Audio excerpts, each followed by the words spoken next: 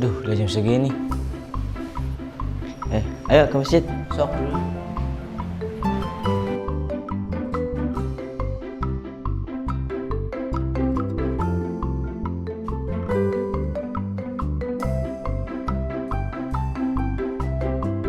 Lu udah salat belum?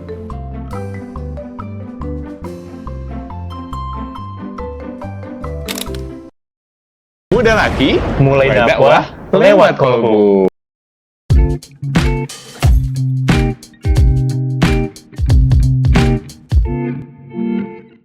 Assalamualaikum warahmatullahi wabarakatuh. Waalaikumsalam. Perkenalkan teman-teman, nama saya Fadli Zikrullah. Di sini saya akan menemani teman-teman di podcast Meja Guru. Belajar bersama menebar manfaat. Baik teman-teman, selanjutnya di sini saya udah bersama narasumber kita nih, yaitu Ustadz Sapria. Nah, bagaimana Ustadz kabarnya hari ini? Alhamdulillah. Fadli gimana kabarnya? Alhamdulillah Ustadz sehat. Alhamdulillah. Insya Allah ya, sekarang kita akan belajar bersama dengan Ustadz Sapria gitu teman-teman. Jadi di sini sebenarnya Ustadz saya tuh ada sedikit keresahan gitu Ustadz. Selama ini tuh saya suka bingung, suka nggak tenang gitu Ustadz itu. Kenapa nggak tentang tenang? Ini Ustadz media sosial gitu. Medsos, jadi ya. Kayak misalkan kan sekarang gitu banyak orang yang menggunakan media sosial gitu Ustadz. Nah di dalamnya kadang-kadang memang ada yang bermanfaat gitu, ada juga yang kadang-kadang di dalamnya hanya buat gibah gitu, malah saling manas-manasin kayak gitu Ustadz. Nah kalau misalkan menurut Ustadz gitu, apa sih Ustadz media sosial itu? Oke. Kasih ya. Bismillah, alhamdulillah, salatu wassalamu ala rasulillahi wa ala alihi wa sahbihi wa mawala. Jadi teman-teman rahimakumullah, media sosial itu harus menjadi sebuah keyakinan, khusus nanya Fadlinya, bahwa media sosial itu adalah nikmat dari Allah Subhanahu wa taala. Karena apa? Karena banyak sesuatu yang asalnya jauh menjadi dekatnya, yang asalnya susah menjadi mudah, itu diantara sababiahnya adalah nikmat media sosial. Dulu Fadlinya kalau kita misalnya nelpon ke orang tua yang didengar hanya suaranya saja. Ya nge-WhatsApp juga sekali nge-WhatsApp misalnya 350 peraknya lumayan ya. Nah, tapi sekarang setelah ada media sosial, kita bukan hanya bisa mendengar suara dari orang tua kita saja, kita bisa video call gitu kan. Bahkan bisa ngirim-ngirim makanan via naon disebut nanti ya. Nggak boleh nyebut merek ya. Jangan bisa. Kan bisa ngirim-ngirim sekarang, tinggal di jualan online kan. Betul. Kita mau ngirim ciput, kita di Bandung, orang tua kita misalnya di Subang, orang tua kita di Sumedang, bisa kirim gitu tanpa kita harus ke sana. Jadi media sosial itu merupakan nikmat dari Allah Subhanahu wa taala. Nah, hanya saja sebagaimana yang diterangkan bahwa nikmat itu bisa jadi anugerah, bisa jadi musibah. Jadi kumaha kita menggunakannya gitu. Ya miriplah kita diberi mata oleh Allah. Mata itu kan nikmat ya. Betul, tapi mata bisa mawa ke surga, bisa mawa ke neraka. Betul, tergantung apa ya? Tergantung kita makainya ke mana gitu. Dipakai ibadahnya ke surga, dapat dipakai karena salah ya bisa bawa ke neraka. Nah begitu pula media sosial. Jadi media sosial itu secara umum adalah nikmat dari Allah sebagai bentuk mempermudah gitunya apa yang asalnya susah, mendekatkan apa yang asalnya jauh. Tapi ketika kita tidak bisa menggunakannya sesuai dengan syariat, maka berhati-hati. Itu yang namanya media sosial. Naudzubillah, bukannya jadi anugerah malah jadi musibah. Seperti itu. Jadi sebenarnya media sosial itu manfaat juga gitu ya Ustaz, buat kita. Manfaat kan. Kita lihat sekarang punten ya, ada istilah apa yang disimpan di mata atau gini, kacamata VR kan. Kadang bukan kadang ya, saya melihat di mana tuh yang ada museum Rasulullah itu. Di Al-Jabar di mana gitu ya.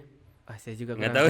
Saya juga belum pernah ke sana tapi lihat di medsos itu ada orang yang menggunakan teknologi itu kemudian melihat gambaran perjuangan Kangjeng Nabi sampai menangis. Mungkin terkadang kalau hanya baca asa kurang gitu ya. Kurang gerak tapi betul, ketika telinga kita diaktifkan, visualnya didengar dilihat gitu, itu bisa beda tekanannya seperti itu. Jadi media sosial itu subhanallah menjadi sesuatu anugerah yang luar biasa. Masya Allah, iya. Nah, jadi sebenarnya berarti itu manfaat atau tidaknya tergantung kita juga ya Ustaz? Ya, tergantung kita. Jadi kitanya yang harus bisa milih-milih mana yang baiknya, mana yang buruknya. Ya. Yang jadi masalah kadang karena ya gitu naik motor nggak punya rem ya, Ya, gitunya ngeplos segala disuruh Ya, gitu. ya. Nah, jadi yang menjadi tugas kita sekarang adalah bagaimana membuang yang buruknya. Jangan sampai dihilangkan semuanya. Iya, Contohlah Fadli, kalau ada jerawat di hidung, cara ngobatinnya gimana?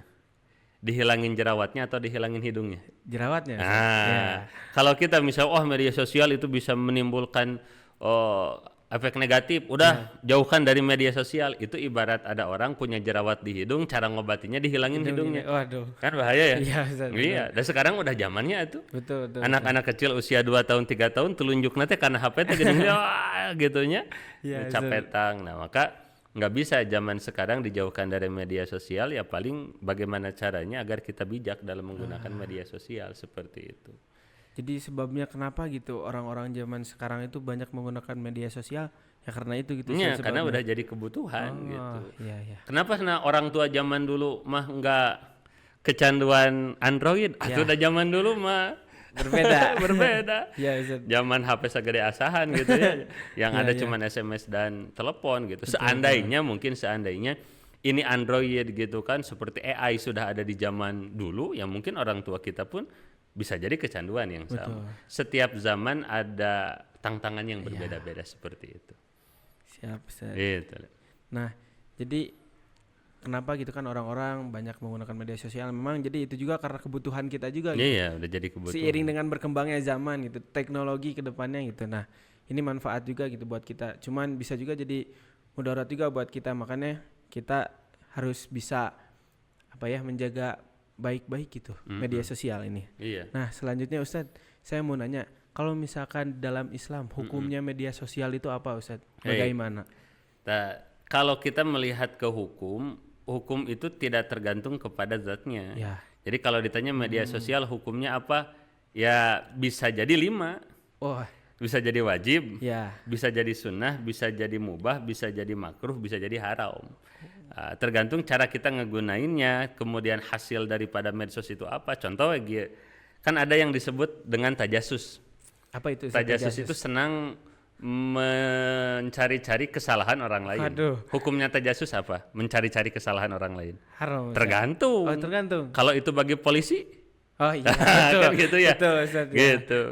Jadi memang hukum itu kan yaduru ma'ilatihi berputar kepada elat sababiyahnya. Ya. Contoh Padli kalau ditanya hukum sholat apa?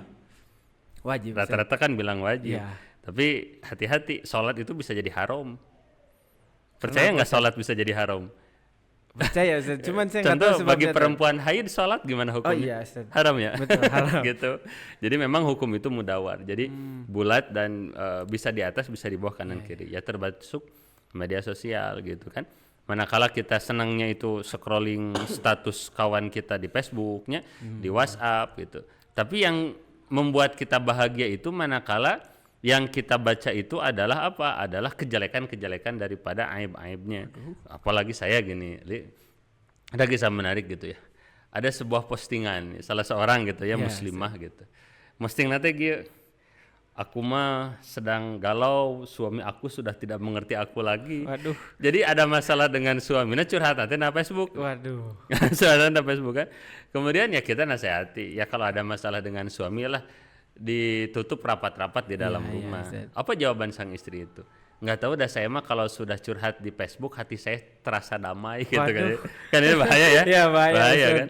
Kenapa? Karena di antara adab-adaban kita dengan pasangan adalah saling menutupi. Lah ini malah dibuka terang-terangan gitu. Jadi gitu. RT RW ada sapal gitu kan nasional. Iya. Nah, ini menjadi sebuah tantangan bagi kita. Karena ada orang itu ada fitrah ingin diketahui oleh orang lain, ingin diperhatikan, mendramatisir masalah, lukanya sedikit tapi ingin dianggap wah gitunya. Berat banget gitu. Satu kan ada ingin dikasihani, ingin orang lain nganggapnya itu gimana gitu. Sama yang kedua, orang lain itu memiliki nafsu itu, syahwatnya itu senang melihat aib orang, senang melihat kekurangan orang.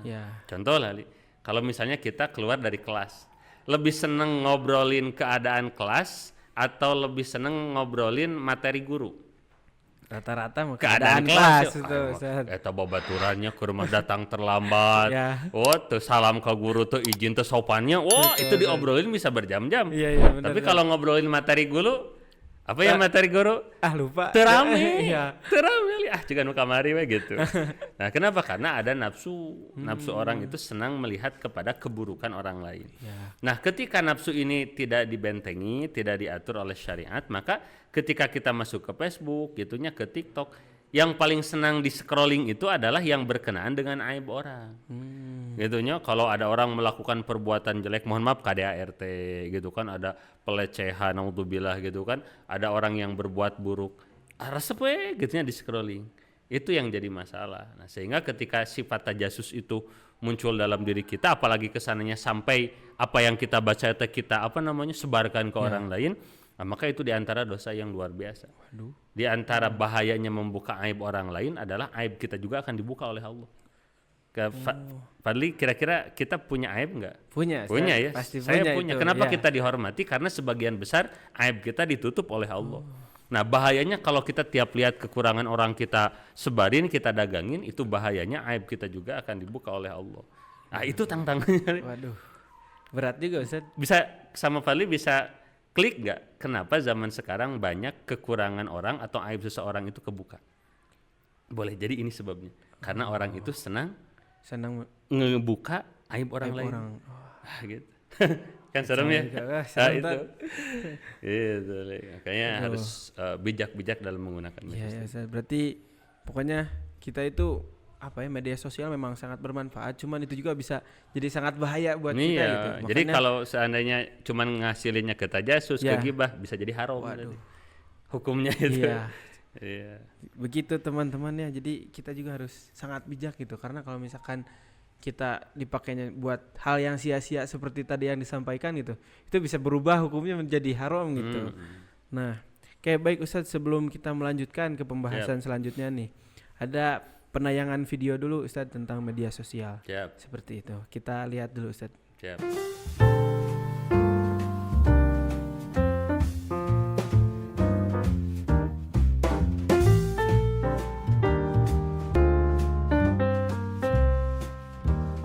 Nah, gimana Ustadz komentar Ustadz atau tanggapan Ustadz soal yang barusan Ustadz? Siap. Nah, kalau saya dulu diajari mohon maaf kalau ada yang tidak setuju di antara teman-teman juga, bahwa yang sudah mulai hilang dari pembelajar zaman now itu adalah belajar tidak menggunakan guru. Waduh. Jadi belajarnya langsung ke mana? YouTube, internet, jamaah YouTube ya, jamaah Google ya gitu.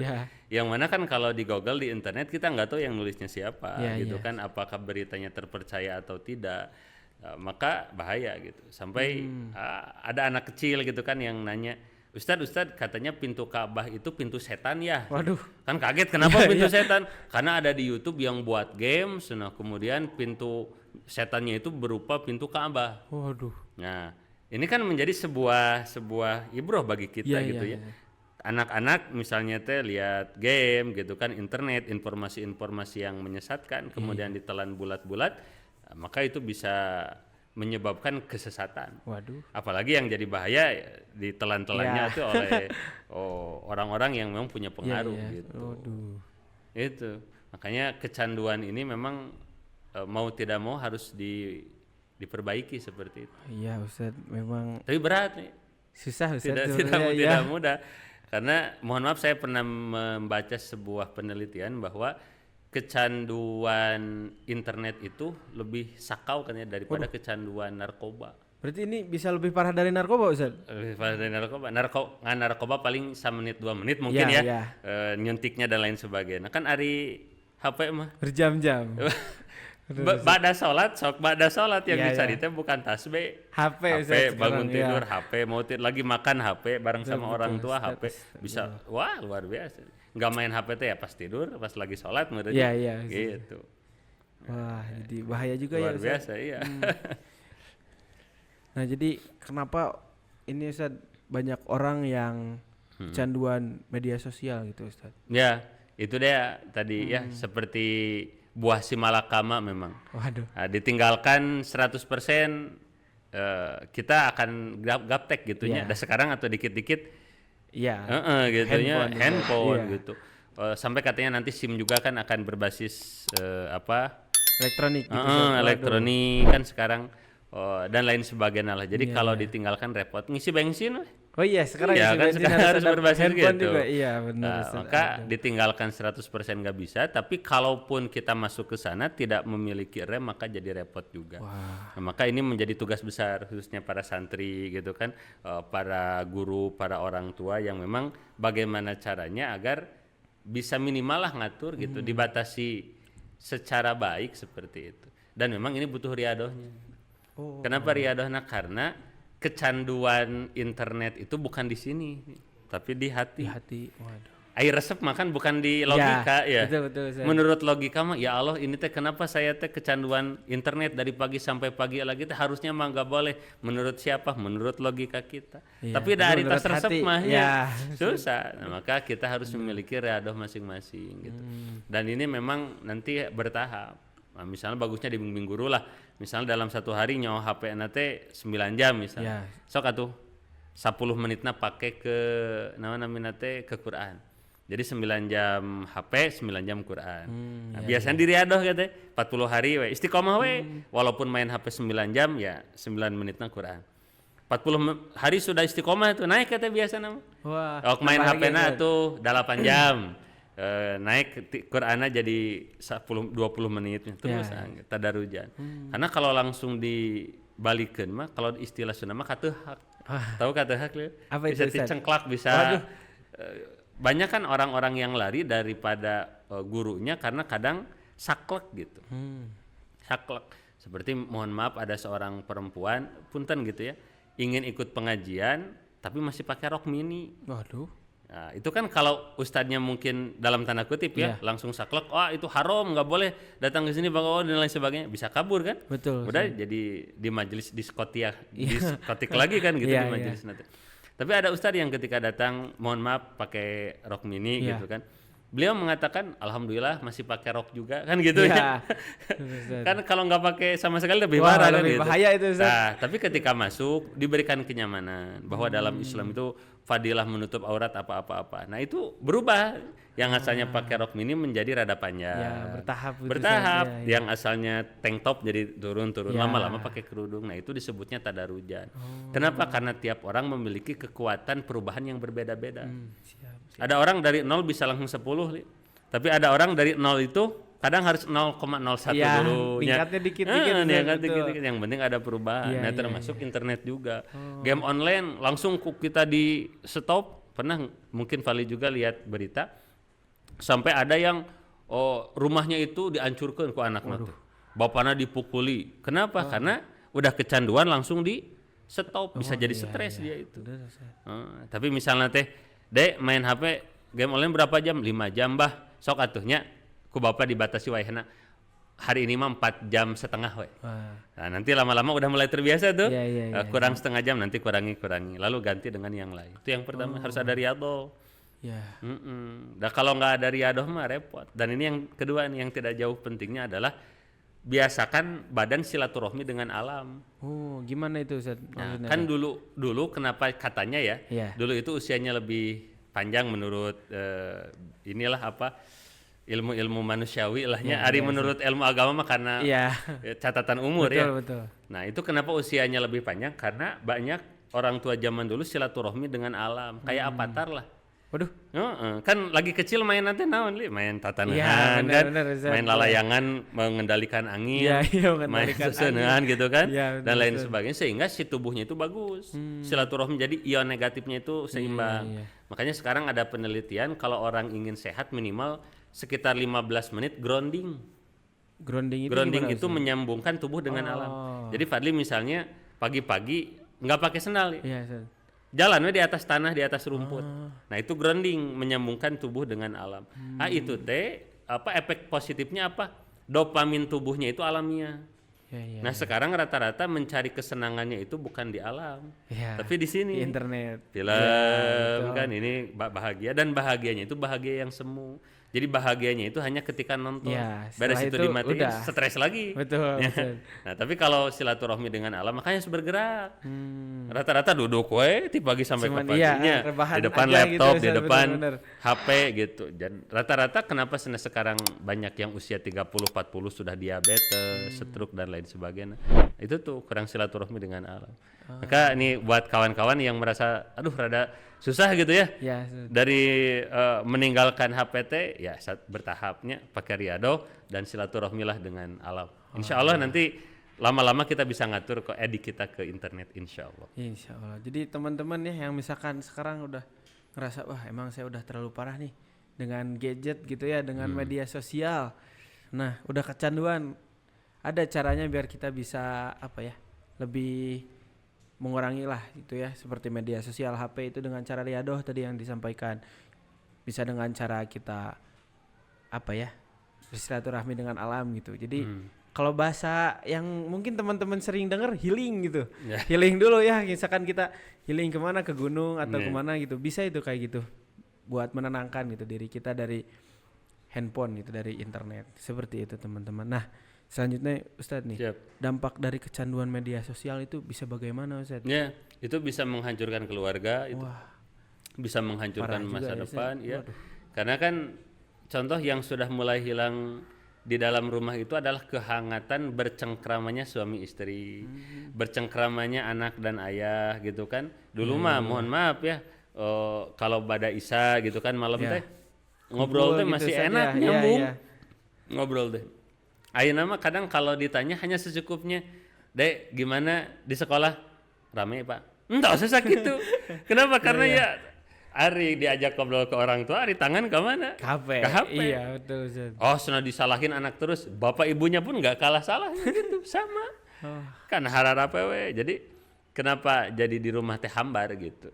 Jadi nya ada yang hilang gitu di rumah itu. Di antaranya silaturahmi bercengkrama, kehangatan itu sudah mulai hilang. Nah, kemudian yang tadi disampaikan gitu kan, kalau kurang-kurangnya mempunyai rem, informasi-informasi yang belum tentu benarnya kok kita diambil, apalagi sekarang kan ada AI. AI bisa memanipulasi suara. Iya. Kemarin-kemarin kan ulama guru kita gitu kan Iya, guru kita. dagang obat katanya, Iya. dagang produk, padahal itu kan hasil daripada AI. Iya. Mungkin orang-orang kayak Fadilah, orang-orang yang udah biasa di desain di medsos bisa ngebedain kan. Iya, betul. Tapi kan orang-orang awam gimana? Ya, Kan orang awam nggak nggak akan, tahu. iya, betul, Iya, Ustadz, nggak akan orang-orang tahu. yang di lembur gitu. Oh, video ini dagang atau nyebarin apa gitu Iya. kan. Nah, itu yang repot. Iya bisa. Jadi dampaknya juga teman-teman ada dampak positifnya, ada dampak Iya, negatifnya betul. gitu. Nah, kalau misalkan kita kecanduan itu kayak terus aja main HP gitu. Sampai lupa bahwa kita di rumah tuh ada orang tua, ada adik, ada kakak yang seharusnya di mana kalau misalkan kita ada waktu luang gitu ya, digunakan dengan baik bersama mereka gitu, dengan orang tua. Terkhususnya orang tua gitu, teman-teman kan orang tua kita misalkan kerja dari pagi, pulangnya itu malam.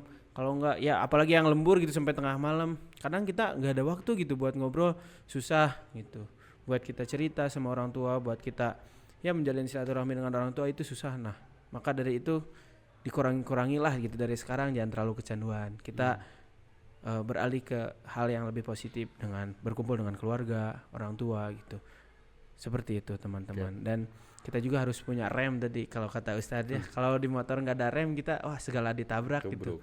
Ya jadi kita juga sebagai manusia harus punya rem untuk media sosial kita gitu, untuk handphone kita. Jadi jangan terlalu wah ya udah semuanya ditangkap sama kita, enggak gitu teman-teman. Jadi kita ambil yang positifnya, yang buruknya kita buang. Seperti itu teman-teman.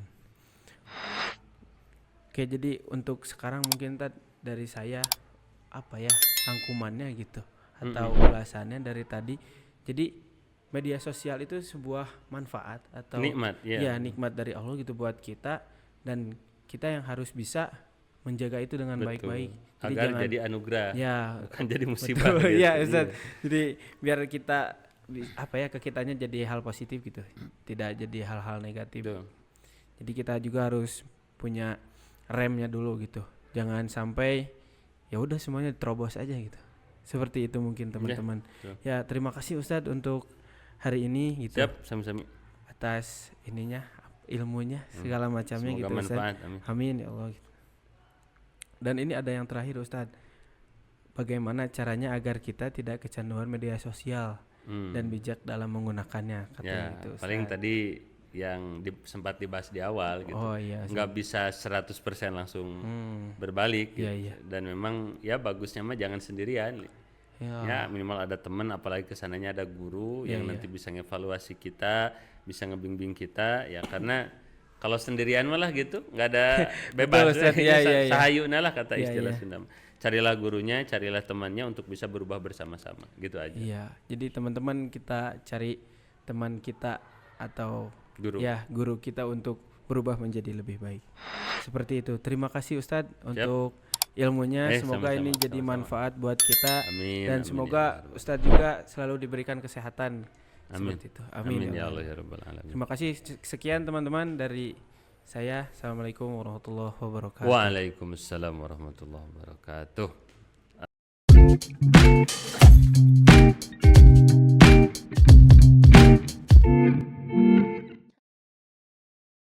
Muda laki mulai dakwah lewat kolbu.